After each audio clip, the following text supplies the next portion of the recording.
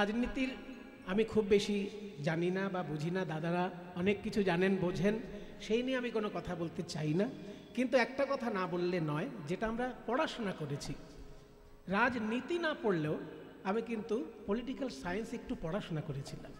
তাতে আমি জানতে পেরেছিলাম যেটা, যে মুখ্যমন্ত্রীর দায়িত্ব কী, প্রধানমন্ত্রীর দায়িত্ব কী, রাষ্ট্রপতির দায়িত্ব কী, রাজ্যপালের দায়িত্ব কী, এগুলো আমাদের পড়াশোনার বিষয় ছিল। একটা জিনিস যেটা জানতে পারা যায় সেটা হচ্ছে যে কোনো দেশের রাজনীতি সুস্থ আছে কি না সেইটা জানার জন্য 5টা দিক আছে। সেই দেশের অর্থ ব্যবস্থাটা ভালো কিনা, সেই দেশের শিক্ষা ব্যবস্থাটা ভালো কিনা, সেই দেশের স্বাস্থ্য ব্যবস্থাটা ভালো কিনা, সেই দেশের কৃষিকর্মটা ভালো কিনা, আর সেই দেশের শিল্প বাণিজ্যটা ভালো কিনা। এই 5টা দিক যদি সুন্দরভাবে থাকে কোনো দেশে, তাহলে সেই দেশ কিন্তু, সেই দেশের রাজনীতি সুস্থ আছে। শিক্ষার শুধুমাত্র কক্ষিগত না করে সমস্ত মানুষের মধ্যে ছড়িয়ে দেওয়া, এটাও বৈষ্ণব আন্দোলন। কারণ আগেকার দিনে ধারণা ছিল যে পড়াশোনা জানে সেই কবিতা লিখবে, কিন্তু বৈষ্ণব ভাবনায় কি এলো, যে পড়াশোনা জানে না সেও একটা বৈষ্ণব পদ রচনা করছে। হয়তো শুনতে সাহিত্যিক মূল্য তার খুব বেশি নেই, কিন্তু ভাব তো আছে। কাজেই শিক্ষাকে সর্বস্তরে পৌঁছে দেওয়া, এটাও বৈষ্ণব আন্দোলনের একটা বিরাট বড় ফল। তারপরে রাজা অহংকার ত্যাগ করে ভিক্ষার ঝুলি নিয়ে ঘুরছে, এমনকি মুসলমান যারা, তারাও হরি সংকীর্তনের রসে প্লাবিত। তার সব থেকে বড় উদাহরণ হরিদাস ঠাকুর, আমাদের যুগের সব থেকে বড় উদাহরণ নজরুল ইসলাম। তার এত সুন্দর সুন্দর গান যে শুনলেই চোখে জল আসে। আজকে কোটি কোটি মুসলমান বাংলায় আছে, কিন্তু নজরুল ইসলাম কই? নজরুল ইসলামের বড় অভাব হয়ে গেছে বাংলার বুকে। সারা পৃথিবীতে কোটি কোটি মুসলমান, কিন্তু নজরুল ইসলামের সংখ্যা একেবারেই কমে গেছে।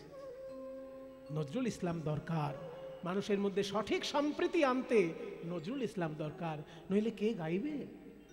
সখী সে হরি কেমন নাম শুনে যার এত প্রেম জাগে, চোখে আনে এত জল। সখী সে হরি কেমন নাম শুনে যার এত প্রেম জাগে, চোখে আনে এত জল। সে হরি কেমন সে কি আসে এই পৃথিবীতে, গাহে রাধা নাম বাঁশরীতে। সে কি আসে এই পৃথিবীতে, গাহে রাধা নাম বাঁশরীতে। যার অনুরাগে বিরহ যমুনা হয়ে ওঠে চঞ্চল। সখী সে হরি কেমন নাম শুনে যার এত প্রেম জাগে, চোখে আনে এত জল। সখী সে হরি কেমন। নজরুল ইসলাম বলছেন, আপনারা তো ভগবানের নাম খুব ভালোবাসেন, আমাকে একটু বলতে পারবেন কোন নামে তাকে ডাকলে কাছে পাওয়া যায়? তারে কি নামে ডাকিলে আসে, কোন রূপ কোন গুণ পাইলে সে রাধা সম ভালোবাসে। তারে কি নামে ডাকিলে আসে। সারে মামা মামা মামা গরে রে পামা পরে পামা গরে রে নিধনি পদ ম গম রে মগরে রে রে রে মামা মা বাবা পানি নে নে সা পানি নে নে নে নে পসা সা পানি পসা pani pasa pani sa re re ni da pa ma sa sa ni da pa ni da pa ma da pa ma ga pa ma ga re ma ga re sa re sa ni sa ki naame ডাকিলে আসে কোন রূপ কোন গুণ পাইলে সে রাধা সম ভালোবাসে।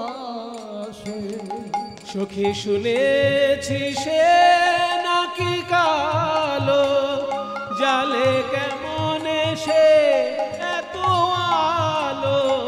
সখী শুনেছি সে নাকি কালো জালে কেমন সে এত আলো। মায়া ভুলাইতে মায়াবী সে নাকি করে গো মায়ার ছল।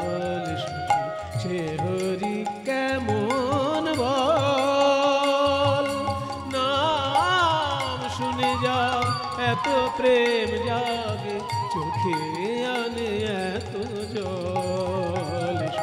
সে হরি কেমন বল।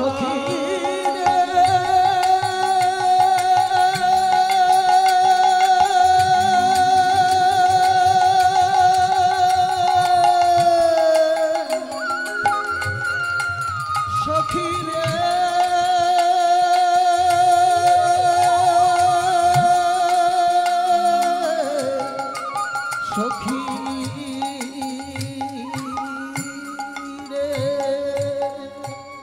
নজরুল ইসলাম যে শুধু বড় কবি ছিলেন তা নয়, বড় মানুষ ছিলেন।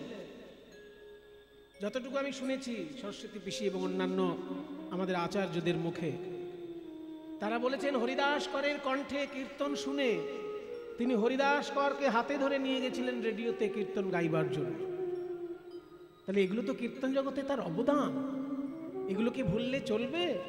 শুধু তিনি কবি নন, সমাজের ক্ষেত্রেও কীর্তনকে কতখানি ভালোবাসতেন যে হরিদাস করের কণ্ঠে কীর্তন শুনে তাকে সঙ্গে নিয়ে গিয়ে কীর্তন রেডিওতে গাইয়েছেন। এবং নজরুল ইসলাম নিজে রাধারানী দেবীকে অনেক কীর্তন শিখিয়ে দিয়েছেন এবং তার লেখা কীর্তন রাধারানী দেবী অনেক গিয়েছেন রেডিওতে।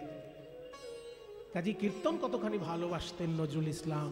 আজকে মুসলমানের সংখ্যা প্রচুর বেড়েছে, কিন্তু নজরুল ইসলামের সংখ্যা বাড়ল কই? সারা পৃথিবীতে জঙ্গিদের দাপাদাপিতে আমরা অতিষ্ঠ হয়ে যাচ্ছি, কিন্তু নজরুল ইসলাম কই? এখন দরকার নজরুল ইসলামকে। তাই পদকর্তা বলছেন যে যবনেও নাচে গায় বলে হরিনাম, হেন অবতারে সে বঞ্চিত বলরাম।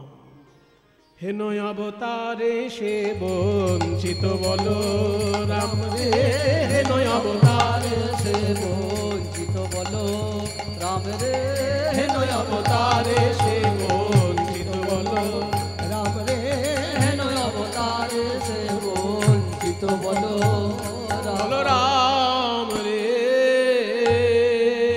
হেন অবতারে। তাহলে গৌরাঙ্গ মহাপ্রভুর মহিমায় আমরা শুনলাম বলরাম দাসের পদ। এবার চলুন বৃন্দাবনে মনটাকে নিয়ে যাই। শ্রীকৃষ্ণ সখাদের সঙ্গে খেলা করছেন, সখাদের সঙ্গে খেলা করছেন গোবিন্দ আমার। কিভাবে? ব্রজ রাখাল,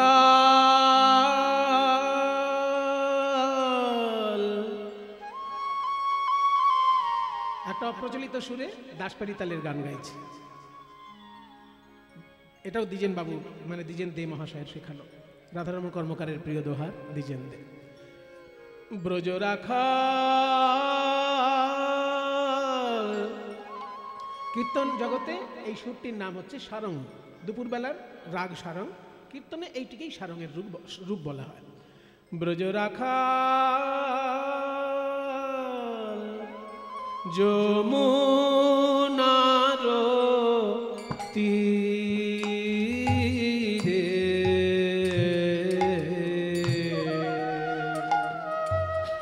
তরুতল সুশীতল রে, ব্রজ রাখাল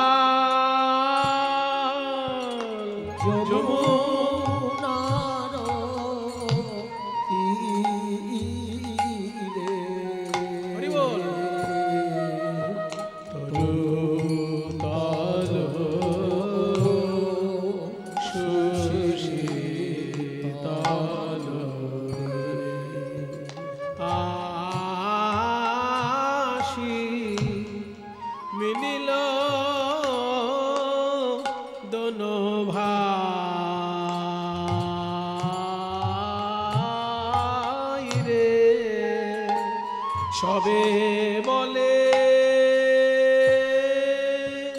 ভালো ভালো, আজ কি খেলা খেলিবে বলো।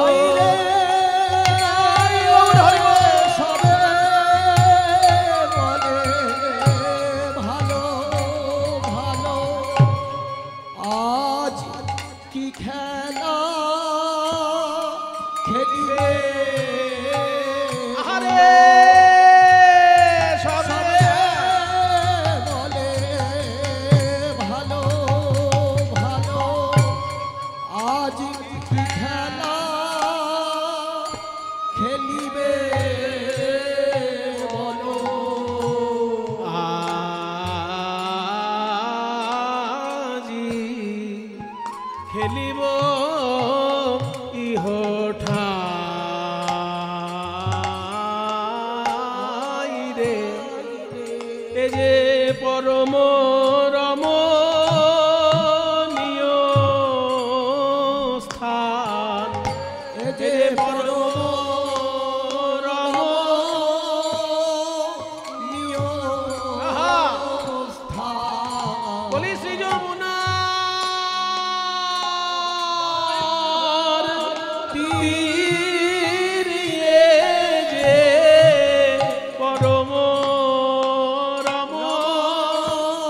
রমণীয় স্থান, শ্রী যমুনার তীরে যে আমাদের রামকানাইয়ের বিহার ভূমি, ওই শ্রী যমুনার তীরে আমাদের রামকানাইয়ের বিহার ভূমি, ওই শ্রী যমুনার তীরে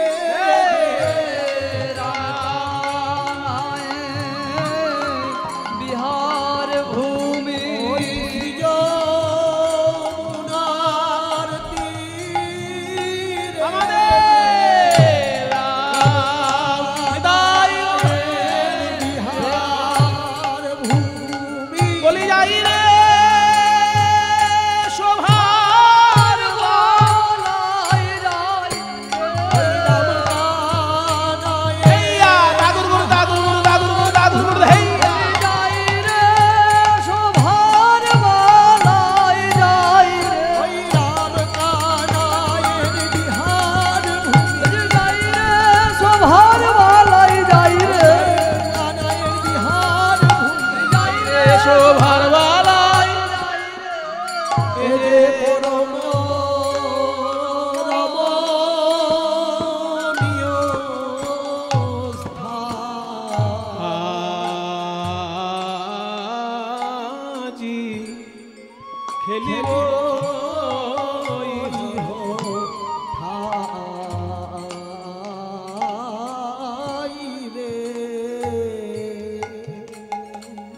একটা দুর্লভ গানের রূপ আপনারা শুনলেন। সারাং রাগে দাসপেরি তালে গানটি হল। বলছে শ্রী যমুনার তীর রাম কানাইয়ের বিহার ভূমি, এই যে পরম রমণীয় স্থান, আজকে এখানেই আমরা খেলা করব। এই খেলা তো করবি, কিন্তু গভীর জঙ্গলে যেন যাবি না। আজ আমরা রিভাবটা কমিয়ে রাখো একটু। আজ আমরা রামকানাইয়ের সনে খেলবো রে, আমরা রামকানাইয়ের সনে খেলবো রে, আজ আমরা রামকানাইয়ের সনে খেলবো রে, রামকানাইয়ের সনে খেলবো রে, খেলা খেলবো রে, খেলা খেলবো রে, খেলা খেলবো রে, খেলা খেলবো রে, খেলা খেলবো খেলবো। আমরা দূর বনে যাব না খেলবো রে, আমরা দূর বনে যাব না খেলবো রে, দূর বনে যাব না আমাদের মা মানা করেছে, আমাদের মা মানা করেছে, দূর বনে যাব না, আমাদের মা মানা করেছে, দূর বনে যাব না, আমাদের মা মানা করেছে। খেলা খেলবো রে, খেলা খেলবো রে, খেলা খেলবো রে, খেলা খেলবো রে, আমরা রাম কানাইয়ের সনে খেলবো রে, আমরা রাম কানাইয়ের সনে খেলবো রে। তাহলে দূর বনে যাব না, এখানেই খেলা খেলবো। কি খেলা খেলবো? সহজ খেলা, কাঁধে করা আর কাঁধে চড়া। তাহলে কাঁধে করবে কে আর কাঁধে চড়বে কে? বলছে কাঁধে চড়ার যদি সুযোগ থাকে, কেউ আর কাঁধে করতে চায় কি? দায়ে না পড়লে কেউ কাঁধে করতে চায় না। তাহলে কে কাঁধে করবে? সবাই বলছে কাঁধে চড়বো চড়বো, করবে কে সেটা কেউ বলছে না। তাহলে লটারি করা হোক, যার কপালে লেখা থাকবে কাঁধে করা, সেই কাঁধে করবে। কার কপালে লেখা আছে? বলে লটারি করো। কজন বন্ধু আছে, সেই কজনের সংখ্যার পাতা ছেড়ো। বট পাতা, বংশী বট তলে বসি না, বংশী বট শ্রীকৃষ্ণের খুব প্রিয় জায়গা। যে বট গাছের তলায় বসে শ্রীকৃষ্ণ বাঁশি বাজাতেন, সেই বটটার নাম রাখা হয়েছিল বংশী বট। বৃন্দাবনে এখনো সেই বংশী বট আছে। কেশিঘাট, বংশীবট, নিকুঞ্জ কানন, এগুলো সব পরপর নাম আসে। তো সেই বংশী বট যেহেতু বট গাছের তলা, বট গাছের পাতা ছেঁড়া হোক একটা করে। কজন বন্ধু শ্রীকৃষ্ণের? শ্রীদাম, সুদাম, দাম, বসুদাম, সুবল, মহাবল, সুবাহু, মহাবাহু, স্তোককৃষ্ণ, অর্জুন, লবঙ্গ, মধুমঙ্গল। কজন হলো? 12 জন বন্ধু। আরো আছে হলায়ুধ, বরুথপ, গন্ধর্ব, কিঙ্কিনী, অংশুমান, ভদ্রসেন, বসন্ত, বিলাসী, উজ্জ্বল, কোকিল, কলবিঙ্ক, পুণ্ডরিক। কটা নাম হলো? আবার 12 জন। এই 12 জন 24 জন শ্রীকৃষ্ণের বন্ধু। আরো আছে, কিন্তু সেগুলো রাজনীতির বন্ধু। এগুলো হচ্ছে ছোটবেলার খেলার সাথী। আর রাজনীতির বন্ধু যেমন অর্জুন, যখনই রাজনীতির জগতে তিনি চলে গেলেন, তখন তো রাজনীতির বন্ধু হয়ে গেল না। পঞ্চপাণ্ডব শ্রীকৃষ্ণের 5 জনই বন্ধু স্থানীয়, তো তার রাজনীতির বন্ধু। কিন্তু খেলার সাথী বন্ধু যারা, তারা 24 জন। আর সঙ্গে রয়েছে দাদা বলরাম। এই বলরাম কৃষ্ণ 2 ভাই আর 24 জন বন্ধু, মোট 26টা বট পাতা ছেঁড়া হলো। তার মধ্যে একটা বট পাতা ছেঁদা করে দেওয়া হলো, ফুটো করে দিল। এবার এই 25টা বট পাতার সঙ্গে এই ফুটো পাতাটাও মিলিয়ে দিয়ে রেখে দেওয়া হলো। সবাইকে বলা হবে একটা করে পাতা তুলে নিতে, চোখ বেঁধে একটা করে পাতা তুলে নেবে। যার কপালে ওই ছেঁড়া পাতা আছে, সেই হবে চোর। এবার সবাই একটা করে পাতা তুলে নিয়ে আগে চোখ খুলে দেখছে, ছেঁড়া পেলাম না ছেঁদা পেলাম, ছেঁদা না ভালো পাতা পেলাম। সবার যখন দেখা হয়ে গেছে, কৃষ্ণও পাতা তুলেছে, কিন্তু কৃষ্ণ অন্যের খবর নিচ্ছে, নিজের পাতাটা দেখছে না।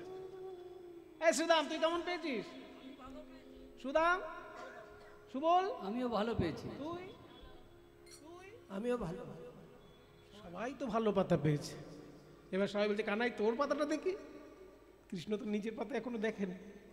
কৃষ্ণ বলছে আমার পাতাটা আগে আমিই দেখিনি, এখনো তো দেখিনি। কপালে কি আছে কে জানে, আমার কপালে তো কখনো ভালো থাকে না। ছোটবেলা থেকে যত রাজ্যের অসুর আমার পেছনে লেগে রয়েছে।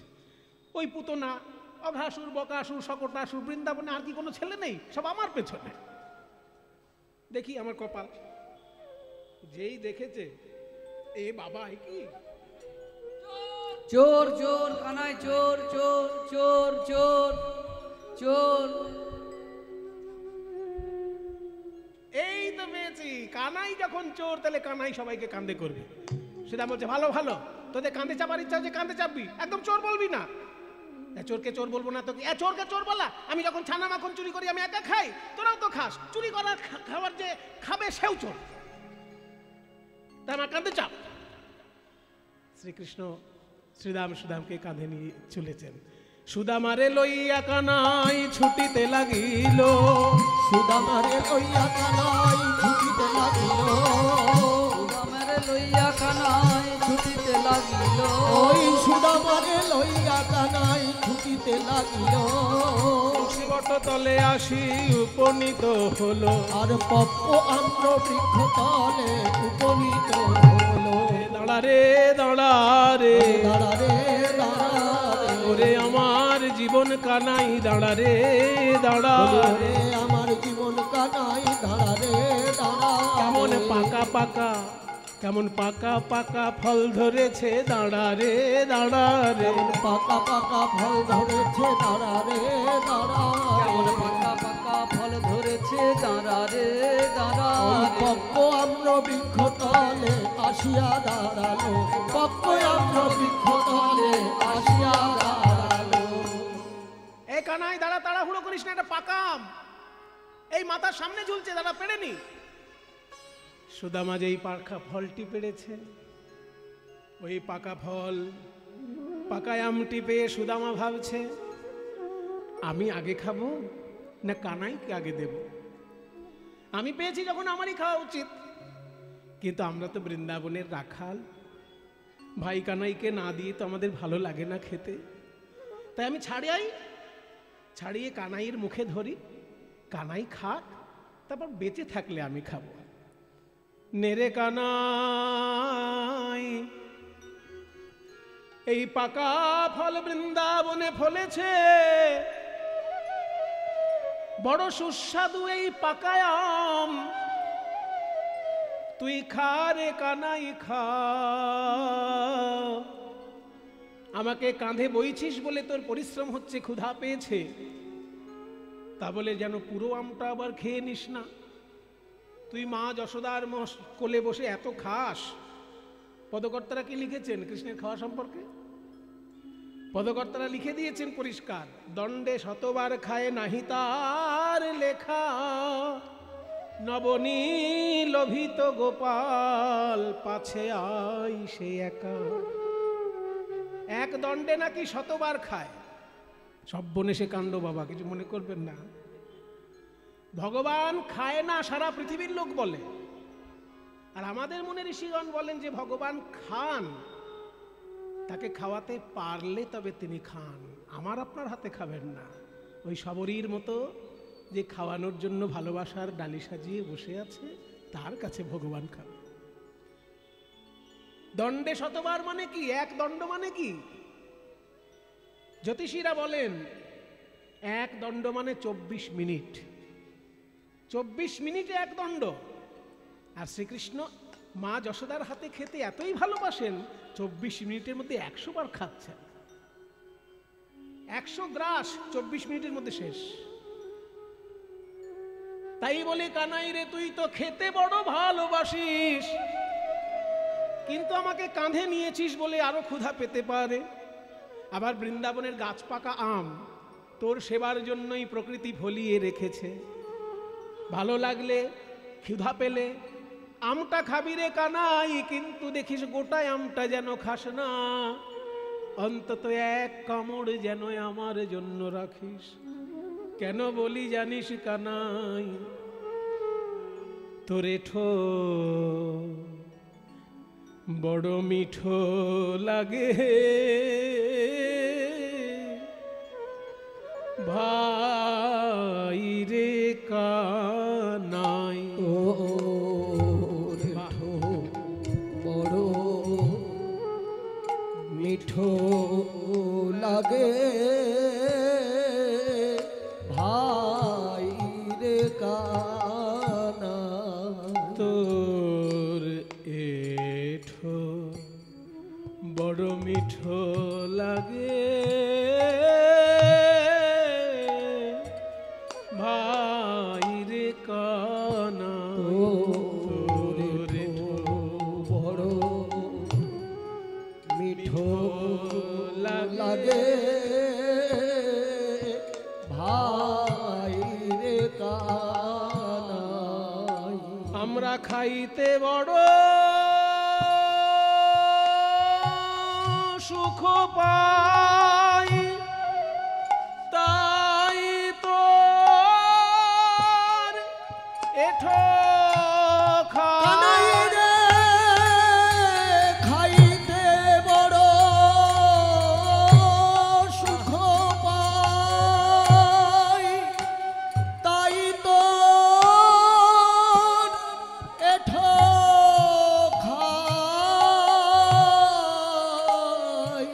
খেতে খেতে তোর মুখ হতে আমাদেরকে দিতে হলো ভাই, তোর মুখ হতে দিতে হলো ভাই, তোর মুখ হতে দিতে হলো খেতে খেতে মুখ হতে দিতে হলো, খেতে খেতে মুখ হতে দিতে হলো ভাই।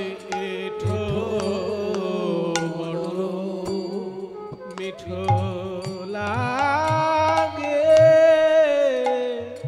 ভাই রে কানা। আচ্ছা আচ্ছা, একটা কথা বলতো সুদামা, আমটা কি আমার এঠো বলে ভালো লাগছে না আমটা মিষ্টি বলে ভালো লাগছে? ঠিক করে বল। যদি বলিস মিষ্টি বলে ভালো লাগছে তাহলে গাছে আরো পাকা আম আছে, খেয়ে নে। আর যদি বলিস আমার এঠো বলেই ভালো লাগছে তাহলে আমার আরেকটা কথা বলার ইচ্ছা আছে। আরে কানাই, পাকা আম, গাছ পাকা আম কার না ভালো লাগে? গাছ পাকা আম তো মিষ্টি হবেই, কিন্তু মিষ্টি বলে নয়, তোর এঠো বলে যেন বেশি ভালো লাগছে। কেন? কারোর কারোর এঠোর মধ্যে অমৃত মিশে যায়। যেমন ধরুন কোনো পেয়ারা যদি পেকে যায়, পাকা পেয়ারা খেতে ভালো লাগে, কিন্তু পাকা পেয়ারাকে যদি টিয়া পাখিতে একটু ঠুকরে দেয়, দেখবে সেই টিয়া পাখি ঠোকরানো পেয়ারাটা যেন গাছের মধ্যে সব থেকে বেশি মিষ্টি, অত মিষ্টি আর কোনো পেয়ারা হবে না। তাহলে এটা টিয়া পাখির ঠোঁটের গুণ, সে ঠুকরে দিয়েছে বলে পেয়ারাটা বেশি মিষ্টি হয়ে গেছে। ঠিক তেমনি কানাই, তোর ঠোঁটে বোধহয় কোনো গুণ আছে, কোনো খাবার তুই খেয়ে দিলে সেটা যেন আরো বেশি সুস্বাদু মনে হয়। তোর মুখে কিছু অমৃত আছে বোধ হয়। ও রাঙায় ধরো ধরো মাঝে না জানি কি সুধায় আছে, ওরা ধরো মাঝে জানি না জানি না কোন বিধি বিধি বিধি করেছিল রাঙায় ধরো মাঝে, জানি না কোন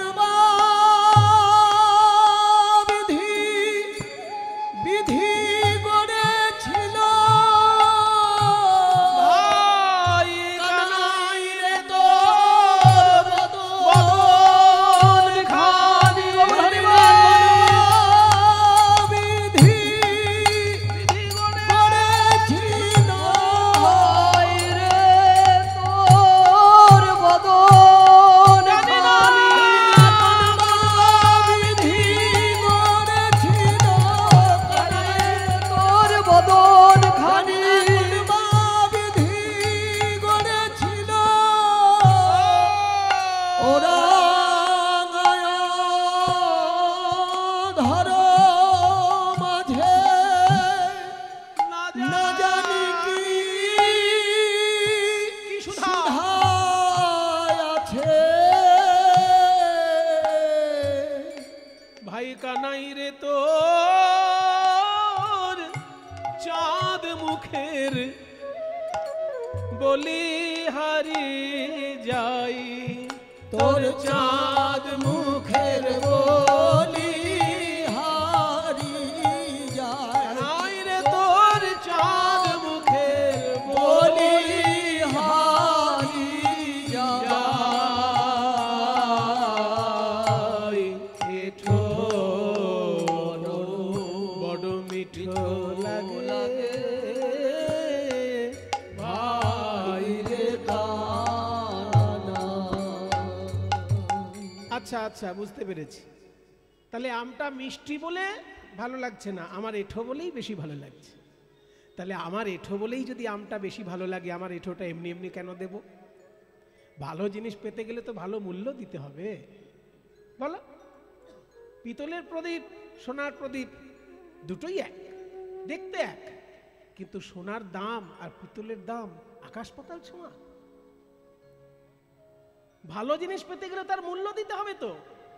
তা আমার যদি এঁঠো তোর ভালো লাগে, পাকা আমটা তোর ভালো লাগছে না, যখন আমি এঁঠো করে দিচ্ছি বেশি ভালো লাগছে, তাহলে আমাকে কিছু দে, তবে তো আমটা পাবি। কি দিবি? দে।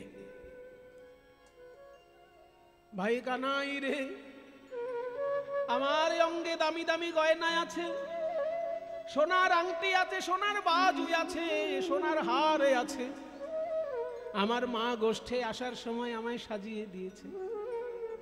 তোর যেটা ভালো লাগছে সেটা খুলে নে, যদি সব ভালো লাগে সব খুলে নে, কিন্তু তোর ওই অধরা অমৃত এই এঁঠো ফলে আমায় দে রে কানাই।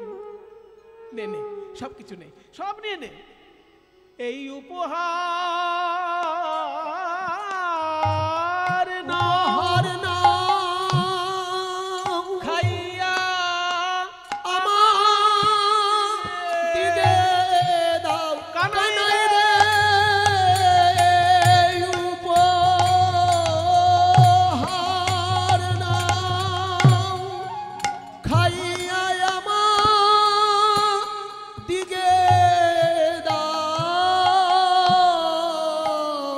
এ দাসয়ুদ্ধবে মোরা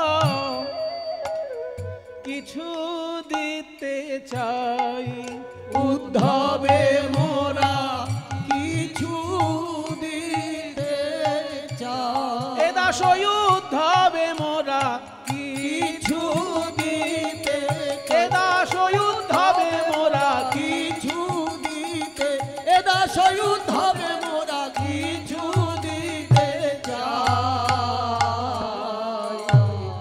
এঠো বড় মিঠো লাগে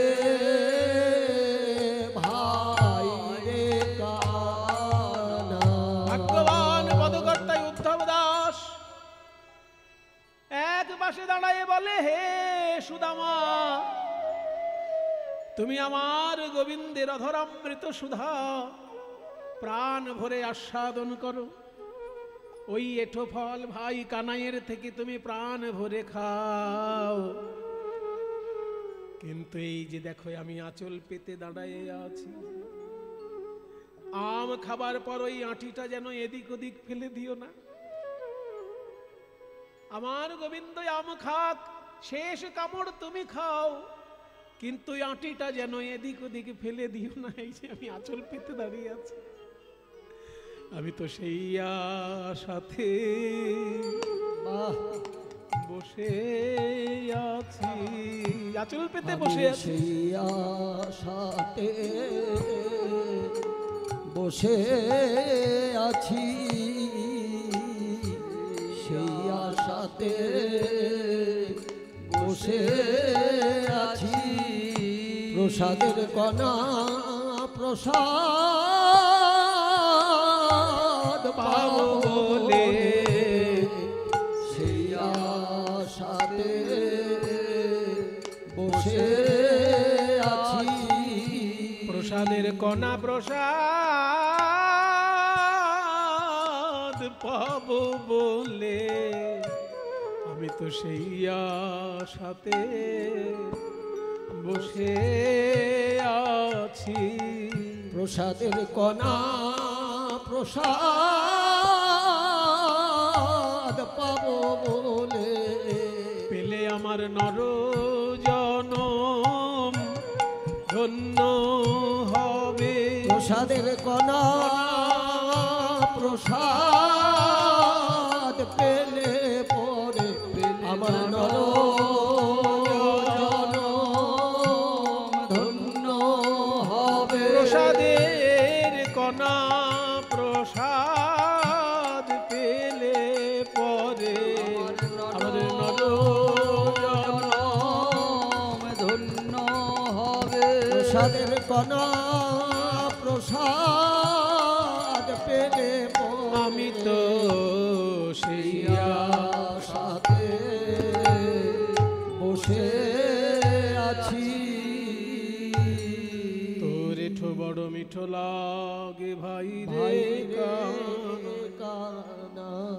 এই কীর্তনগুলির রস আমি পেতাম না যদি দ্বিজেন দে মহাশয় না শেখাতেন।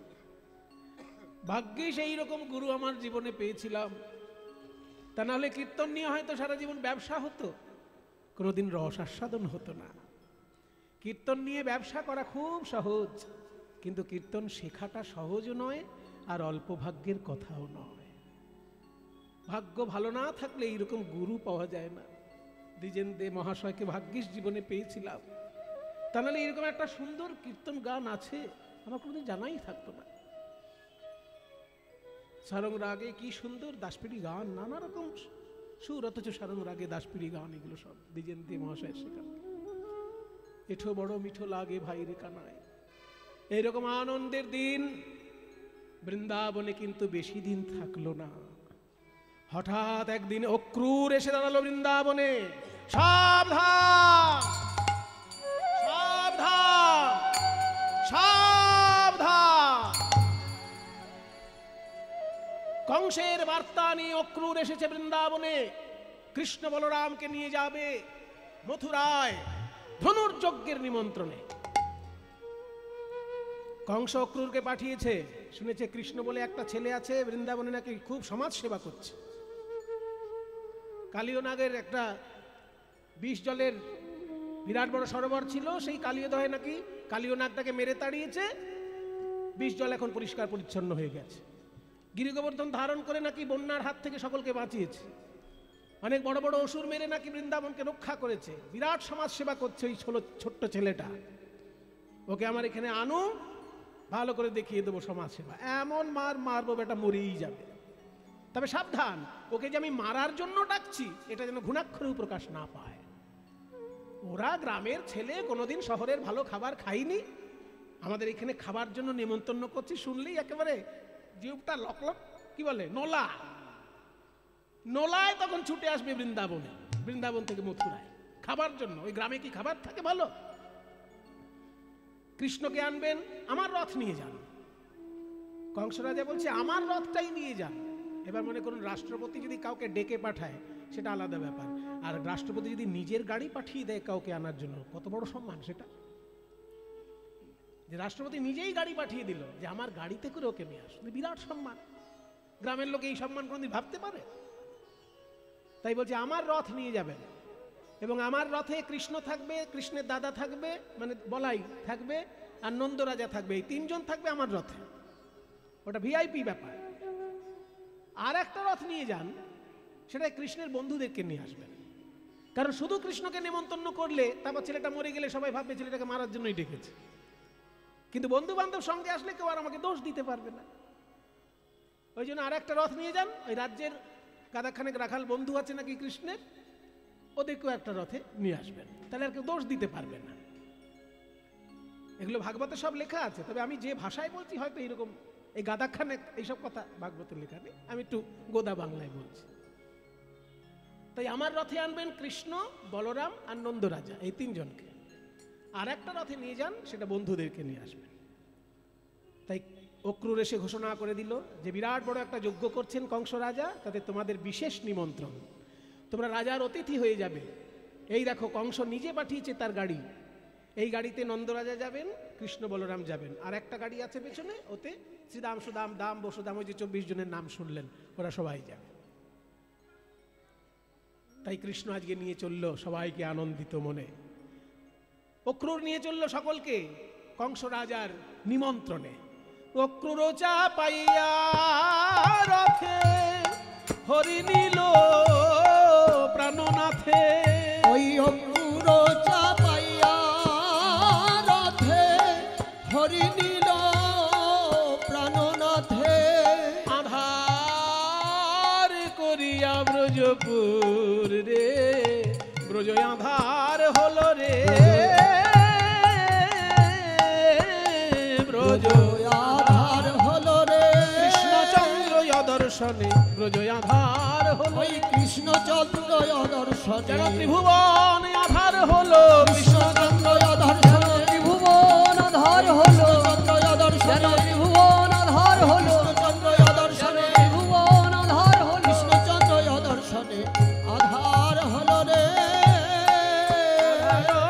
করিয়া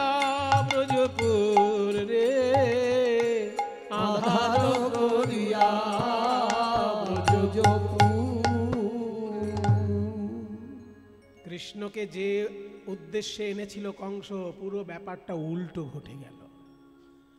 কায়দা করে কৃষ্ণকে মারার জন্য নেমন্তন্ন করেছে, আর কৃষ্ণ এসে প্রথম থেকে মারধর শুরু করে দিয়েছে, তাই না? একটা মাথা হাত মত্ত হস্তিকে দিয়েছিল যে পদদলিত করে দেবে, হাতি যেন পায়ে পিষে মেরে ফেলে কৃষ্ণকে, আর সেই হাতি সুর ধরে কৃষ্ণ এমন ঘুরিয়ে ছুড়ে ফেললো, সে হাতি একেবারে চার ঠ্যাং উপরে তুলে অক্কা পেয়েছে।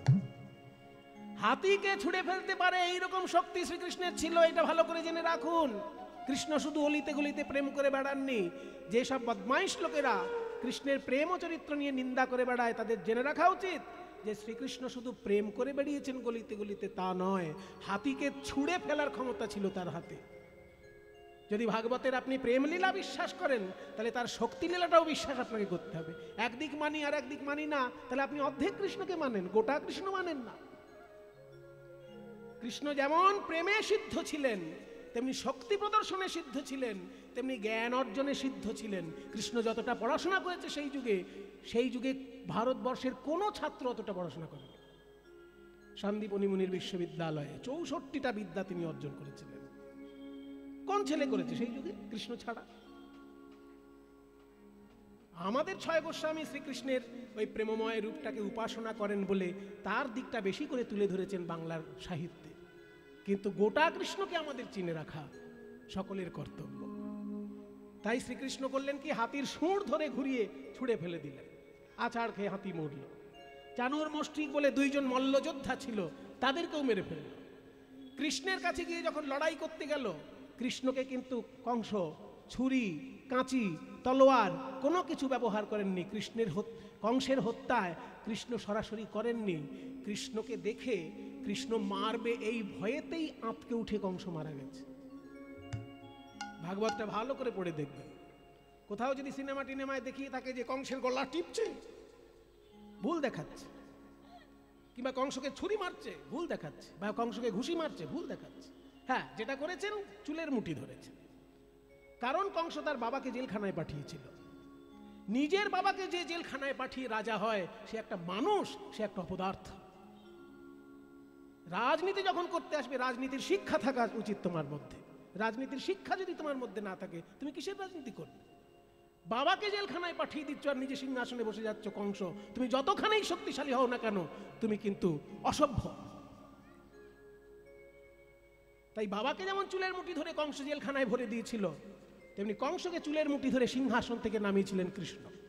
মারতে হাত তুলেছেন কিন্তু মারেননি। ওই কৃষ্ণ মারবে এই ভয়েতেই আতকে উঠে কংস হার্ট অ্যাটাক করেছিল। যা লেখা আছে, হার্ট অ্যাটাক বলে লেখা নেই, ওটা আমার ভাষা, কিন্তু আতকে উঠে, কৃষ্ণের ভয়েতে আতকে উঠে, তার মানেই হার্ট অ্যাটাক হয়েছে। নাহলে আতকে উঠে মরবে? আতকে উঠে লোকে মরে কি করে? হার্ট অ্যাটাক হয়েই তো মরে গেছিলেন কংস। কিন্তু কংস যখনই মারা গেল, কৃষ্ণের দায়িত্ব আরো বেড়ে গেল। আপনি যদি অসভ্য লোককে মেরে ফেলেন, তাহলে সেই দেশটাকে সভ্য করার দায়িত্বও আপনার। অসভ্য লোককে মেরে ফেললেই কিন্তু দায়িত্ব শেষ হয় না। তাই কংসকে যখন মেরে ফেললো কৃষ্ণ, দায়িত্ব আরো বেড়ে গেল। কারণ রাজা না থাকলে উৎপাত বেড়ে যায়। বাংলাদেশকে আমরা দেখতে পাচ্ছি চোখের সামনে। যে দেশে গণতন্ত্রের রাজা নেই, যে দেশের জনগণের প্রতিনিধি নেই, জনগণের প্রতিনিধিহীন একটা পুতুল সরকার যদি কোনো দেশে থাকে, তাহলে সেই দেশে কিভাবে অন্যায় অত্যাচার হয় চোখের সামনে দেখতে পাচ্ছি। পাশেই বাংলাদেশ। রাজা যত খারাপই থাক, একজন রাজা থাকলে দেশটা ঠিক থাকে। কিন্তু যেখানে রাজাই পুতুল, সেখানে ওই অবস্থা হবে। তাই শ্রীকৃষ্ণ করলেন কি, বন্ধু বান্ধবদেরকে বললেন তোরা বৃন্দাবনে ফিরে যা। পিতা আনন্দকে বললেন তুমিও বৃন্দাবনে ফিরে যাও। আমার এখন মথুরা ছেড়ে যাওয়া চলবে না, কারণ কংস মরে গেলেও কংসের সঙ্গী সাথীরা কিন্তু বেঁচে আছে। কংসের ভয়ঙ্কর শ্বশুর মশাই বেঁচে আছেন। কংসের শ্বশুর মশাইয়ের নাম কি? এই তো যারা শাস্ত্র চর্চা করেন তারা বলতে পারছেন। কংসের শ্বশুর মশাইয়ের নাম জরাসন্ধ। তার বাড়ি কোথায় ছিল? আমাদের পাশের রাজ্যে, যেখানে বুদ্ধদেব শিক্ষা দান করেছেন, যেখানে বুদ্ধদেব বটগাছের নিচে জ্ঞান লাভ করেছেন, সেই দেশেই ছিল জরাসন্ধের বাড়ি। বিহার, রাজগীর নাম শুনেছেন তো? রাজগীর মানে রাজগৃহ। কোন রাজার গৃহ? জরাসন্ধ রাজার গৃহ ওখানে ছিল। কংসের শ্বশুর ছিলেন তিনি। কাজেই কংস মরে গেলেও তার শ্বশুর তো মরেনি। এবার জরাসন্ধ কি চাইবে? যে কৃষ্ণকে একদম শায়েস্তা করার জন্য। সেই জন্য বারবার মথুরাকে আক্রমণ করেছেন শ্রীকৃষ্ণ।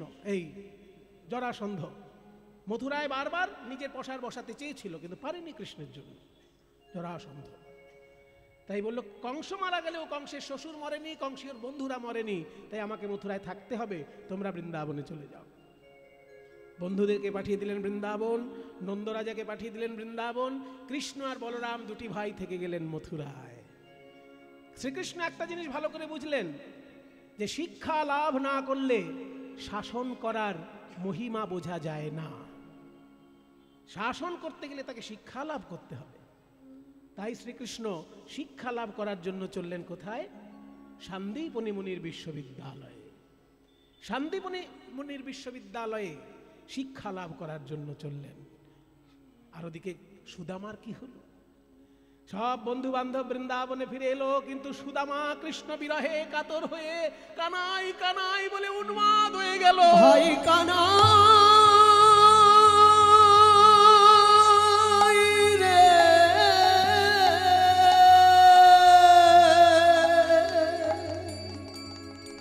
মথুরা থেকে যদি কোনো গরু আসে বৃন্দাবনে, গরু, সেই গরুটার সামনে গিয়ে হাত জোড় করে সুদামা বলে, ওরে গরু, তুই তো বৃন্দাবন থেকে আসছিস, আমার ভাই কানাই কি আমার কথা জিজ্ঞাসা করেছে তোকে? এবার গরুর সঙ্গে যদি কেউ কথা বলে তাহলে জানতে হবে তার মাথাটা খারাপ হয়ে গেছে। তাই সুদামার বাবা মটুক, মা রোচনা মনে মনে চিন্তা করলেন, আমার ছেলে কৃষ্ণ বিরহে উন্মাদ হয়ে যাবে, এটা তো আমি চোখের সামনে দেখতে পারি না। তাই দুই বন্ধুকে কি করে মিলিত করা যায়? পড়াশোনা করার জন্য যখন শ্রীকৃষ্ণ ভর্তি হয়েছে শান্তিপনি মুনির বিশ্ববিদ্যালয়ে, আমার ছেলেকেও পড়াশোনা করার জন্য শান্তিপনি মুনির বিশ্ববিদ্যালয়ে ভর্তি করে। যেমন রবীন্দ্রনাথের বিশ্ববিদ্যালয়ে শান্তিনিকেতন, ঠিক তেমনি শান্তিপনি মুনির বিশ্ববিদ্যালয় ছিল কোথায়? মধ্যপ্রদেশের উজ্জয়িনী নগরে। সেই উজ্জয়িনী নগরে শ্রীকৃষ্ণ আর বলরাম ভর্তি হলেন পড়াশোনার জন্য। এদিকে সুদামাও গিয়ে তখন ভর্তি হলো পড়াশোনার জন্য। শিক্ষার উদ্দেশ্যে সবাই তথায় মিলিলা, ওই শিক্ষার উদ্দেশ্যে সবাই তথায় মিলিলা, শিক্ষার উদ্দেশ্যে সবাই তথায় মিলিলা। বহুদিন পরে কত আনন্দ হইলা, বহুদিন পরে কত আনন্দ হইলা। সুদামা বহুদিন পরে কত আনন্দ হইলা, বহুদিন পরে তথায় আনন্দ হইল। সুদামা রে,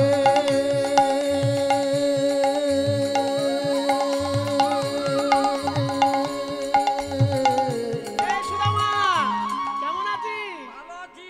কতদিন পর তোকে দেখতে পাচ্ছি। হ্যাঁ রে, তুই কেমন আছিস? আমিও খুব ভালো আছি। আচ্ছা, মা যশোদা, নন্দরাজা সবাই ভালো আছে তো? আর তোর মা বাবা সবাই ভালো তো? এই গুরুদেব আসছেন, চুপ চুপ চুপ। শান্তিপনি মুনি এসেছেন। সবাইকে স্বাগত জানাই আমার বিশ্ববিদ্যালয়ে। তোমরা এখানে শিক্ষা লাভের জন্য এসেছো। এই শিক্ষা লাভ করে তোমরা জীবনে শিক্ষাকে প্রয়োগ করবে, সেটা আমি আশা করি এবং এই জীবনে দেখে যেতে চাই। তোমরা কে কি শিক্ষা নিতে চাও বাবা? আচ্ছা, তুমি কি কৃষ্ণ? তুমি তাহলে তোমার দাদাকে এদিকে। আচ্ছা, তোমার কৃষ্ণের দাদা বলরাম, তুমি আমার কাছে কি বিদ্যা শিক্ষা লাভ করতে চাও বলো? ধনুর্বিদ্যা শিখতে চাই। ধনুর্বিদ্যা। ধনুর্বিদ্যা শিক্ষা লাভ করতে গেলে কিন্তু ভালো করে ধ্যান করা অভ্যাস করা উচিত। কেন না, দৃষ্টি যদি তোমার নিখুঁত না হয় তাহলে ধনুর বাণটা ঠিক জায়গায় গিয়ে পৌঁছবে না। দৃষ্টিটা নিখুঁত হওয়া চাই, তাই না? মনোযোগ দিয়ে এমন দৃষ্টি করবে যেখানে বাণ মারবে সেখানেই বাণটা গিয়ে যেন লাগে। সে বেশ কিছুদিন আগে একটা খবরের কাগজে দেখছিলাম, একজন পুলিশ অফিসার একটা 2 নম্বরী লরিকে তাড়া করেছে। এবার 2 নম্বরী জিনিস ভর্তি লরি, সেই পুলিশ অফিসার লরিটাকে ধরতে পারছিল না বলে গুলি মেরেছে। এবার গুলির তাক করেছিল লরির টায়ারে, কিন্তু টায়ারে গুলিটা না লেগে ড্রাইভারের গায়ে লেগে গেছে। তার মানে যখন ওই পুলিশ অফিসার ভালো করে বন্দুকটা চালানো শিখেছিলেন, ঠিক শেখা হয়নি, তার দৃষ্টি সাধনা করা হয়নি, টায়ারে তাক করেছে আর ড্রাইভারকে লেগেছে। তার মানে ওনার মতন অফিসার যারা আছেন তারা ড্রাইভারকে তাক করা উচিত, তবে গিয়ে টায়ারে লাগবে। ওনারা হচ্ছেন আমার মতন। আমি যখন বল খেলতাম, বুঝলেন, সে বল যখন উইকেটে মারতাম, উইকেটে বল লাগতো না, বল আমার নিজের পায়ে লাগতো। সেই জন্য আমি খেলায় খুব একটা পারদর্শী কোনোদিন ছিলাম না। নিজের দুর্বলতা স্বীকার করে ফেলছি, যা বলেন বলতে পারেন আপনারা। বল মারলাম উইকেটে, দেখলাম বল লাগলো আমার পায়ে, উইকেটে লাগে না। তো ওই রকম যারা ওই পুলিশ অফিসার যিনি, যে ড্রাইভারকে গুলি মানে টায়ারে গুলি করেছে আর ড্রাইভারের গায়ে লেগে গেছে। কাজে ধনুর্বিদ্যা যদি তোমাকে শিখতে হয়, ভালো করে আগে দৃষ্টি স্থির করো, ধ্যান করা শেখো ভালো করে। মনোযোগ ঠিক না হলে দৃষ্টি স্থির হবে না, বুঝলে? হ্যাঁ। আচ্ছা, তুমি কে সুদামা? তোমার কাছে পরে আসছি, না আগেই আসি। তুমি কি শিক্ষা করবে বাবা? বেদবিদ্যা। সারা পৃথিবীর কাছে ভারতবর্ষের অবদান বেদ শাস্ত্র। পৃথিবীতে যতগুলি ধর্ম আছে বাবা, সব ধর্মের একটা নিজস্ব নিজস্ব শ্রেষ্ঠ গ্রন্থ আছে। যেমন পৃথিবীর মধ্যে ইসলাম ধর্মের শ্রেষ্ঠ গ্রন্থ হচ্ছে কোরআন, খ্রিস্টান ধর্মের শ্রেষ্ঠ গ্রন্থ হচ্ছে বাইবেল, বৌদ্ধ ধর্মের শ্রেষ্ঠ গ্রন্থ হচ্ছে ত্রিপিটক। ঠিক তেমনি সনাতন ধর্মের শ্রেষ্ঠ গ্রন্থ হচ্ছে বেদ। বেদ সাক্ষাৎ ঈশ্বরের বাণী, মুনি ঋষির হৃদয়ের মাধ্যমে প্রকাশিত হয়েছে মাত্র। পৃথিবীর কাছে সব থেকে প্রাচীন ধর্মগ্রন্থ হচ্ছে বেদ। এটাই ভারতবর্ষের অহংকার। আর এই বেদ হচ্ছে সবসময় নিরপেক্ষ। অন্যান্য ধর্মের লোকের বাণী শুনে দেখবেন, মুসলমানরা প্রচার করেন পৃথিবীতে শুধু মুসলমানরাই যেন ভালো থাকে, আর সবাই যেখানে চুল্লোয় যাক, আমার দরকার। খ্রিস্টান ধর্মের লোকেরা প্রচার করে খ্রিস্টানরা যেন সুখে থাকে, বাকি সব চুলোয় যাক। কিন্তু সনাতন ধর্মের মুনি ঋষি বলেছেন সর্বে ভবন্তু সুখিনঃ। এখানে বলা হয়নি হিন্দু ভবন্তু সুখিনঃ। সর্বে, সর্বে মানে কি? সবাই, হিন্দু হোক, মুসলমান হোক, খ্রিস্টান হোক, বৌদ্ধ হোক, সবাই যেন ভালো থাকে। হিন্দু ধর্মের মুনি ঋষির প্রার্থনা। সর্বে ভবন্তু সুখিনঃ সর্বে সন্তু নিরাময়াঃ। সবাই যেন সুখী থাকে, সবাই যেন রোগমুক্ত থাকে। নিরাময় মানে রোগমুক্ত থাকে। সর্বে ভদ্রাণি পশ্যন্তু। সবাই যেন ভালো জিনিস দেখতে পায় বা উপলব্ধি করতে পারে। ন কশ্চিৎ দুঃখ ভাগ ভবেৎ। কেউ যেন দুঃখ না পায় পৃথিবীতে। এই জন্য নিরপেক্ষ বাণী যদি কোনো থাকে, সেটা মুনি ঋষির মুখ থেকে বেরিয়েছে। সেই বেদবাণী তুমি যখন শিখতে চাও বাবা, আমি তোমাকে শেখাবো। আচ্ছা শ্রীকৃষ্ণ, তুমি কি শিখতে চাও বাবা? তুমি কি শিখতে চাও? 64 বিদ্যা। আমার বিশ্ববিদ্যালয়ে 64 বিদ্যা আছে, সেটাই তুমি শিখবে। তুমি যদি নিতে পারো, আমার দিতে কোনো কুণ্ঠা নাই। আপনি যদি দিতে পারেন, আমি নিতে পারবো গুরুদেব। এত বড় আত্মবিশ্বাস। তোমার এই আত্মবিশ্বাস দেখে আমি অত্যন্ত আনন্দিত। আজ অবধি কোনো ছাত্র আমার সামনে এইভাবে বলতে পারেনি। তুমি যদি নিতে পারো, আমি তোমায় 64 বিদ্যাই দান করব। তবে যাও, আজকে তো শুধু পরিচয়ের দিন। তোমাদের গুরুমা বলছিলেন যে ওই জ্বালানি কাঠ ফুরিয়ে গেছে। তোমরা সবাই, এই তুমি আর বন্ধু সুদামা, এই কৃষ্ণ সুদামা দুজন মিলে যাও, গভীর জঙ্গল থেকে জ্বালানি কাঠ কুড়িয়ে নিয়ে এসো। গুরুদেবের আদেশ পেয়ে গভীর জঙ্গলে যখন কৃষ্ণ সুদামা গেল, হঠাৎ হেনকালে হইল তথায় ঝড় ভয়ঙ্কর। হেনকালে হইল তথায় ঝড় ভয়ঙ্কর। কালে হইল তথায় ঝড় ভয়ঙ্কর। হেনকালে হইল তথায় ঝড়, তথায় ঝড়, তথায় ঝড় ভয়ঙ্কর। হেনকালে হইল তথায় ঝড় ভয়ঙ্কর। চারিদিকে ব্যাপিলে ঘোর অন্ধকার। চারিদিকে ব্যাপিলে ঘোর অন্ধকার। সুদামা গাছ ভেঙে পড়ছে। সুদামা, সুদামা, আমি আছি।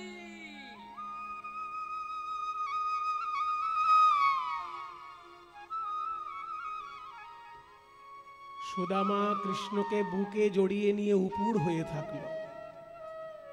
বুকের মাঝে কৃষ্ণ আর উপুড় হয়ে রয়েছে সুদামা, পিঠ পেতে দিয়েছে। গাছ ভেঙে পড়ে ডাল পড়লো সুদামার গায়ে, কৃষ্ণের অঙ্গে ব্যথা লাগতে দিল না। ঝড় যখন থেমে গেল, কৃষ্ণ সুদামা যখন এসেছে গুরুদেবের মন্দিরে, গুরুদেব ভয়ঙ্কর ঝড় এসেছিল আজকে। হ্যাঁ হ্যাঁ আমি বুঝতে পেরেছি, সেই জন্যই তো তোমাদেরকে পাঠিয়েছি যে এই ঝড়ে তোমরা কি করে বুদ্ধি প্রয়োগ করে ঝড় কাটিয়ে ফিরে আসতে পারো। বলো, কোনো ক্ষতি হয়নি তো? না, আমাদের কারোর প্রাণ সংশয় হয়নি, কিন্তু গাছের ডাল অনেক ভেঙে পড়েছে। আর আমার বন্ধু সুদামা আমাকে এত ভালোবাসে, আমাকে বুকের মধ্যে নিয়ে উপুড় হয়েছিল, একটা ডাল ভেঙে ওর পিঠের উপর পড়েছে, আমাকে লাগতে দেয়নি। খুব খুশি হলাম শুনে। শোনো কৃষ্ণ, তোমার বন্ধু আজকে যেমন তোমার উপকার করেছে, ভবিষ্যতে তোমার বন্ধু যদি কখনো বিপদে পড়ে তুমিও তাকে উপকার করবে। বন্ধু কাকে বলে জানো তো? আনন্দের দিনে শুধু একসঙ্গে বসে বসে মদ খেলেই বন্ধু হওয়া যায় না। বন্ধু হতে গেলে দায়িত্ব পালন করতে হয়। কিরকম দায়িত্ব? নীতিশাস্ত্র বলছে, উৎসবে ব্যসনে চৈব দুর্ভিক্ষে রাষ্ট্র বিপ্লবে রাজদ্বারে শ্মশানে চৈস্তিষ্ঠতি সবান্ধব।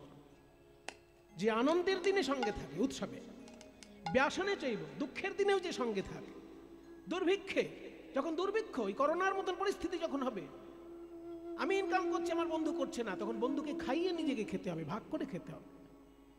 আর রাষ্ট্র বিপ্লবে রাজনৈতিক অস্থিরতা যখন তৈরি হবে, তৃণমূল বিজেপি সিপিএম কংগ্রেস মারপিট করছে, করুক, বন্ধু বন্ধু যেন না করে।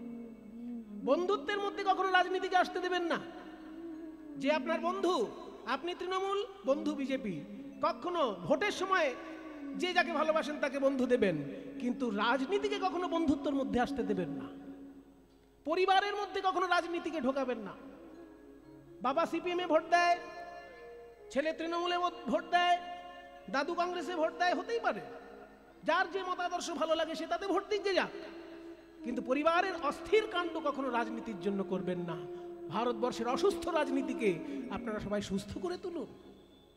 বন্ধুত্বের মধ্যে কখনো রাজনীতিকে টেনে আনবে না। রাজনীতি শুধু ব্যালট বাক্সে থাকবে, ইভিএম মেশিনে থাকবে রাজনীতি, বন্ধুত্বের মধ্যে নয়, পরিবারের মধ্যে নয়। তাই বলছে দুর্ভিক্ষে রাষ্ট্র বিপ্লবে, রাষ্ট্র বিপ্লব মানে রাজনৈতিক অস্থিরতা, সেটা যখন তৈরি হবে তখনও বন্ধু বন্ধুর পাশে থাকবে। এবং শ্মশানে চ, শ্মশানেও যদি যেতে হয় একসঙ্গে যেতে হবে বন্ধুর সঙ্গে। যস্তিষ্ঠতি সবান্ধব। বুঝলে? তাহলে তোমাদের বেদ বিদ্যা তোমরা লাভ করেছো, ধনুর্বিদ্যা লাভ করেছো, 64 বিদ্যা লাভ করেছো, এইবার তোমরা এই বিদ্যাকে কাজে লাগিয়ে জীবনে অগ্রসর হও, যাও। আবার কৃষ্ণ বলরাম চলে গেল মথুরায় রাজনীতির জগতে, আর সুদামা বেদ বিদ্যা লাভ করে ছাত্রদেরকে পড়াতে লাগলো, শিক্ষা দিতে লাগলো। কিন্তু বাবা, ছাত্রদেরকে পড়াতে পড়াতে তার অবস্থা এত দারিদ্র হয়ে গেল, কোনো ছাত্র আছে একটু দক্ষিণা দিতে ফাঁকি দিতে ভালোবাসে, 4টে মাসে দিল, 5টা মাসে দিল, 1টা মাসে দিল না। এরকম ছাত্র অনেক পাওয়া যায়, যারা মাঝে মাঝে দক্ষিণা দিয়ে ফাঁকি দিয়ে খুব আনন্দে থাকে। তো এইরকম পরিস্থিতি যখন সুদামার জীবনে নেমে আসলো, ফাঁকি দিতে দিতে ছাত্রদেরকে বিদ্যাদানে তার কোনো কুণ্ঠা নেই, বিদ্যাদানে তার কোনো কৃপণতা নেই, কিন্তু ছাত্রদের দক্ষিণাদানে কৃপণতা এমন জায়গায় নেমে এলো যে দারিদ্র্যের দংশনে দংশনে সুদামার জীবন একেবারে অসহ্য হয়ে গেল। বাড়ি ঘর ছেড়ে কুড়ে ঘরে থাকতে হচ্ছে, পর্ণ কুটিরে থাকতে সুদামা। দুঃখের দিন যেন শেষই হয় না।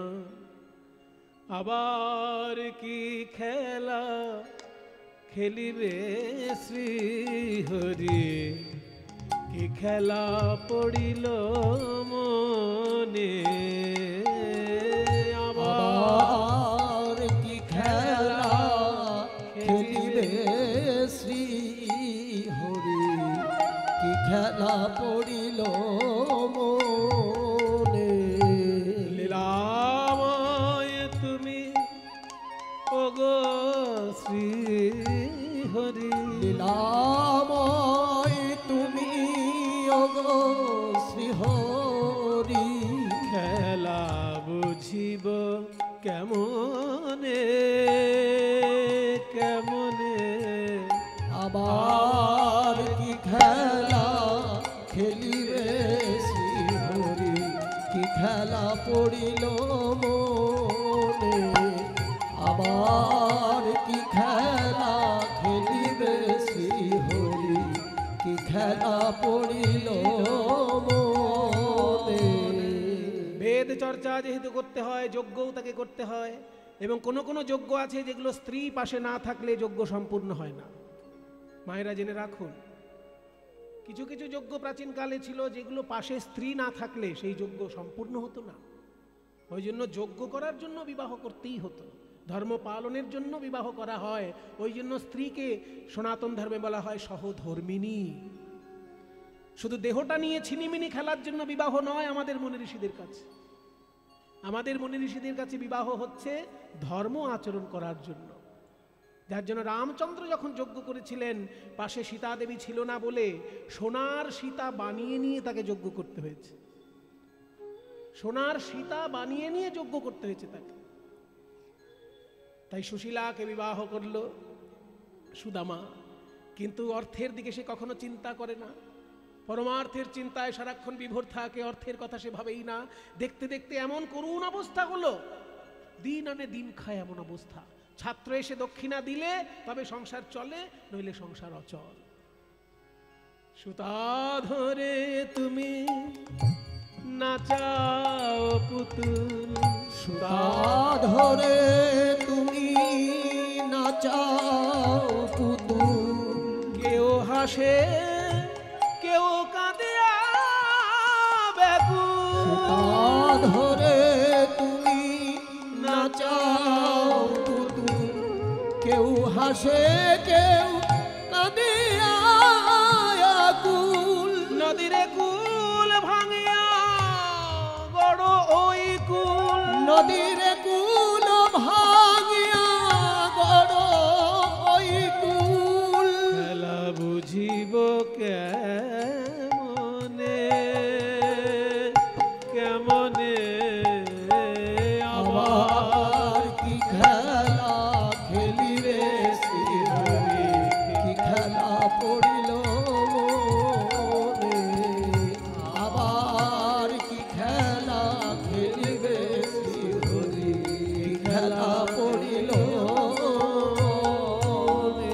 স্বামী, আপনি সারাক্ষণ পরমার্থের চিন্তায় ডুবে থাকেন, আপনার মুখে যদি অর্থ চিন্তা ফুটে ওঠে আমার বড় কষ্ট হয় স্বামী। অর্থ চিন্তার জন্য আপনি এরকম দুঃখ প্রকাশ করবেন না। আচ্ছা, আপনার বন্ধু কৃষ্ণ তো রাজা, একবার তার কাছে যান না। সুশীলা, এ তুমি কি বললে? আমি অর্থ কষ্টে পড়েছি আমার ভাগ্য চক্রে, তাহলে আমার বন্ধু রাজা হয়েছে বলে তার কাছে গিয়ে হাত পাতবো? সে শিক্ষা আমি কোন বিদ্যালয়ে পাইনি, আমার পরিবারেও পাইনি। আমি আমার কৃষ্ণকে এত ভালোবাসি জানো, আমার গায়ে সোনার গয়না ছিল। কৃষ্ণের এঁঠো খাওয়ার জন্য আমি আমার গয়না পর্যন্ত তাকে খুলে দিয়েছিলাম। আমি তাকে দিতে শিখেছি, তার কাছে কখনো হাত পেতে চাইতে শিখিনি। স্বামী, আপনি আমাকে ভুল বুঝেছেন। আমি কিন্তু একবারও বলিনি আপনার বন্ধুর কাছে গিয়ে হাত পেতে চান। আমি বলেছি আপনার বন্ধুকে দেখে আসুন, কারণ এখন অর্থের চিন্তায় দুঃখ দারিদ্র্যে এমন আপনার কষ্ট হচ্ছে যে আপনার বন্ধুকে দেখলে পরে অন্তত মনটায় খুশি হবে। সেই জন্য আপনাকে কৃষ্ণের কাছে যেতে বলছি। হ্যাঁ দুরিকা, হ্যাঁ সুশীলা, এইটা তুমি ঠিক কথা বলেছ। আমার বন্ধু কৃষ্ণ কেমন জানো, সদাই আনন্দময়। ওর মুখটা দেখলেই যেন মনে আনন্দ হয়। সেই জন্য আমার বন্ধুর কাছে যদি একবার ঘুরে আসি না, আমি খুব খুশি থাকবো, খুব আনন্দ পাবো। তাহলে একবার যান। কিন্তু আবার কিন্তু কি স্বামী? শোনো সুশীলা, বন্ধুর বাড়িতে যদি ঘন ঘন যাওয়া হয় তাহলে কোনো উপহার নিতে লাগে না, কিন্তু 10 বছর 20 বছর পরে যদি বন্ধুর বাড়ি যেতে হয়, অন্তত একটা মিষ্টির ঠোঙা তো নিতে হবে। একটা মিষ্টির ঠোঙা নিয়ে যাবারও তো ক্ষমতা আমার কাছে নেই। আমি কি করে বন্ধুর কাছে যাব? তুমি যদি একটা উপহারের ব্যবস্থা করে দিতে পারো সুশীলা, তাহলে আমি যাব। যদি কিছু এনে দিতে পারো উপায়ন, যদি কিছু এনে দিতে পারো উপায়ন, যদি কিছু এনে দিতে পারো উপায়ন, যদি কিছু এনে দিতে পারো উপায়ন, তবে সে করিতে পারি দ্বারকায় গমন। তবে সে করিতে পারি দ্বারকায় গমন। আমি তবে সে করিতে পারি দ্বারকায় গমন। সুশীলা বলছে, আমি বাপের বাড়ি থেকে যতটুকু ভালোবাসা আর স্নেহর উপহার পেয়েছিলাম সব তো শেষ হয়ে গেছে দারিদ্র্যের দংশনে। আমার কাছে তো কিছু নেই। তবে হ্যাঁ, গোবিন্দের জন্য ভিক্ষা করতে আমার কোনো লজ্জা নেই। আমি লোকের কাছে যাব গোবিন্দের জন্য ভিক্ষা করতে? আপনি বেদ চর্চা করুন স্বামী। বেদ চর্চা এমন একটা চর্চা ব্রাহ্মণদের তখন ছিল, প্রতিদিন বেদ পাঠ করতে হতো। একদিন বেদ পাঠ না করলে সেই ব্রাহ্মণকে পতিত ঘোষণা করে দেওয়া হতো। এইসব তত্ত্বকথাগুলো সবার জেনে রাখা উচিত। ব্রাহ্মণ যদি একদিনও বেদ না পাঠ করে তাহলে সে ব্রাহ্মণ পতিত হয়ে গেল। সেই জন্য পরবর্তীকালে মুনি ঋষিগণ একটা সিদ্ধান্ত করে দিয়েছিলেন যে অন্তত 4টে বেদের 4টে মন্ত্র রোজ পাঠ করা উচিত। কিন্তু এখানে যারা ব্রাহ্মণ আছেন তাদেরকে যদি হাত তুলতে বলি, তারা প্রতিদিন 4টে মন্ত্র স্মরণ করে কিনা আমার সন্দেহ আছে। হয়তো নাই হবে। তবু আমি বলে রাখছি আপনাদেরকে, করবেন। যারা যারা ব্রাহ্মণ আছেন প্রতিদিন আহ্নিকের সময় অন্তত 4টে বেদের 4টে মন্ত্র। প্রথম ঋগ্বেদের প্রথম মন্ত্র ওম অগ্নি মিলে পরিহিতম যজ্ঞস্য দেব মৃত্যুজমতারম। যজুর্বেদের প্রথম মন্ত্র ঈশিত পরিচিত আবায়বস্থা দেব সুবিধা প্রাপ্ত শ্রেষ্ঠতমায় কর্মণে। সামবেদের মন্ত্র অগ্ন আয়া হি বিতৈ গণ হব্যদাতৈ নিহতা সৎসিবর্ষী। অথর্ববেদের মন্ত্র স্বর্ণদেবীর অভিষ্টায় আপোহত পীতে সংযোর অভিশ্রবন্ত না। এই 4টে মন্ত্র প্রতিদিন ব্রাহ্মণের স্মরণ করার নিয়ম করে দিয়েছেন মণিগণ, যে 4টে বেদ যদি না পারো অন্তত 4টে বেদের 4টে মন্ত্র পাঠ করলেও তার বেদ পাঠ করার। এই 4টে মন্ত্র যখন পাঠ করা হয় আহ্নিকের সময়, একে বলা হয় ব্রহ্মযজ্ঞ। এটার নামই ব্রহ্মযজ্ঞ, কারণ মন্ত্রগুলো সাক্ষাৎ ব্রহ্ম, তাদের স্মরণ করা হচ্ছে। এই জন্য এই আচরণটার নাম বা এই উপাসনাটার নাম ব্রহ্মযজ্ঞ। কিছু কিছু মানুষ আছে এতটাই কুড়ে সেটাও করতে চায় না, সেই জন্য রীতি করেছে অন্তত গায়ত্রী পাঠটা করবে। কারণ গায়ত্রী পাঠ নিজেই একটা বেদের মন্ত্র, ঋগ্বেদের মন্ত্র গায়ত্রী। ভূর্ভুবস্ব তৎসবিতুর্বরেণ্য। ভূর্ভুবস্বটা মন্ত্র নয়, ওটাকে বলে ব্যাহৃতি। ভূ ভুব স্ব। ভূ মানে এই জগৎ, আর ভুব মানে পৃথিবী, আর স্বর্গের মাঝখানে যে জগৎ যেখানে চন্দ্র সূর্য ঘুরছে, এই আকাশ, স্বর্গ আর পৃথিবীর মাঝখানটা ধরা হয় দুলোক, এটাকে বলে ভুবলোক। ভূ মানে পৃথিবী, ভুব মানে স্বর্গ আর মর্তের মাঝখানে, আর স্ব মানে স্বর্গলোক। তার মানে স্বর্গ, মর্ত আর এই দুটোর মাঝখানে এই 3টে জগৎ জুড়ে ব্রহ্মের তেজ বিরাজ করছে বলে ভূ ভুব স্ব বলা হয়। আর মূল গায়ত্রী মন্ত্র হচ্ছে তৎসবিতুর্বরেণ্যম ভর্গো দেবস্য ধীমহি ধিয়ো ন প্রচোদয়াৎ। এইটা পাঠ করলেই বেদ পাঠ অন্তত করা হয়ে গেল, কারণ এটা বেদেরই মন্ত্র। কোনো ব্রাহ্মণ যদি বেদ পাঠ না করত তখন ব্রাহ্মণকে পতিত ঘোষণা করা হতো। তাই আপনি আপনার বেদ চর্চায় থাকুন, আমি একটু ভিক্ষা করে আনি আমার গোবিন্দের সেবার জন্য। আমায় ভিক্ষা দাও গো নগরবাসী।